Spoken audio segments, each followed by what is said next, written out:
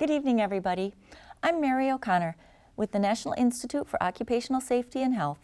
On behalf of the Alaskan Aviation Safety Foundation, thank you to Alaska Public Media for sponsoring Hangar Flying.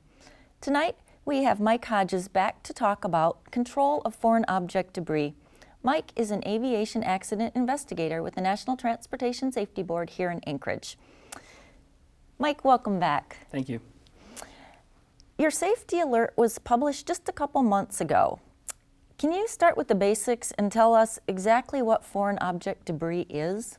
Sure. Foreign object debris, or FOD, is basically anything that's alien to an airplane or helicopter that shouldn't be on there. And some real-world examples include, a screwdriver, a wrench, jewelry, coins, a cell phone, things of that nature. Is there any way in particular that these foreign objects find their way into parts where they don't belong? Yeah, that's pretty much human error, where folks take these things on board the airplane or helicopter with them. They don't account for them, and they leave them behind, and it ends up getting ingested into an engine, or it migrates to a flight control system and causes a jam. And so it's humans forgetting these items left behind, basically. Okay. Can you give us an example of how serious a problem it can be?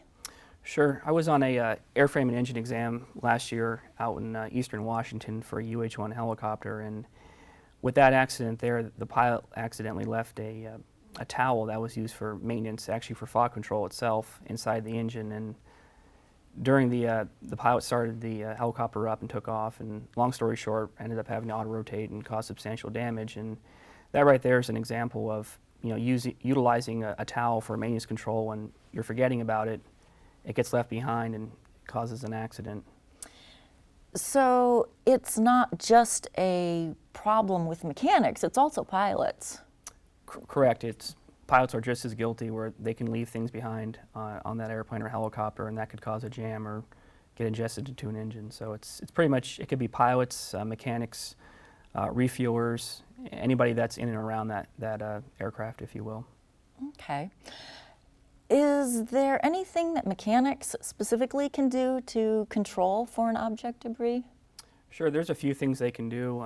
The first thing is basically doing an inventory of your tools your tools and items before you go on that aircraft. And then, of course, when you're done with your work at the end of the day, doing a second inventory of your tools and items. While you're working on that aircraft, doing the clean as you go technique and not leaving behind a mess, and taking only what you need on board that aircraft, if you will. Leaving behind jewelry and cell phones and coins, keys, just taking what you need just to get the job done. Those are just a few examples of ways to combat FOD. Okay.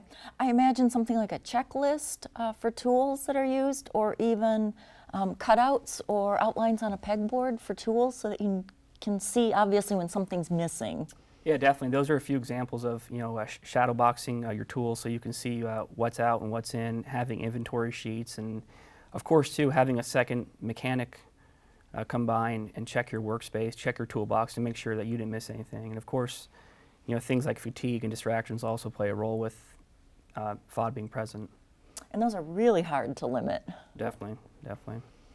So is there anything that pilots specifically can do to prevent their aircraft from being affected by FOD, or that they can do on an inspection type basis? Sure, especially after that airplane or helicopter comes out of maintenance, is doing a very in-depth and detailed pre-flight and post-flight procedure. We're all humans, we all forget things and get distracted, and sometimes mechanics leave stuff behind by accident. And as pilots, we can go through and do very detailed pre-flight inspections, and being very vigilant when we're doing those. Okay. Now, in your safety alerts, these are in a format that is fairly standardized, but they have some great information about defining the problem and giving some examples, as well as providing recommendations.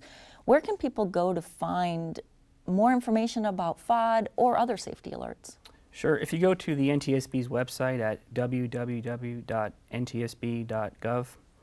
and we have a large section on there with various safety alerts, various titles for mechanics and pilots, and we've also got various safety studies on there and safety alert videos, and you can go through and search our accident database for previous accidents. So that we have lots of resources on there for the aviation community to utilize. Okay. And I understand you've had a fair amount of professional experience with FOD, so you were well placed to publish a safety alert. Correct, yeah. Before coming to the board, I worked for Sikorsky Helicopters in coastal Pennsylvania, and I was in charge of the FOD program there, and did that for a little over a year, and I was very familiar with FOD control techniques and processes and working with the different entities there, and so that I think that really gave me a good foundation for my FOD knowledge here with the investigation side of the house. And it definitely shows in this safety alert.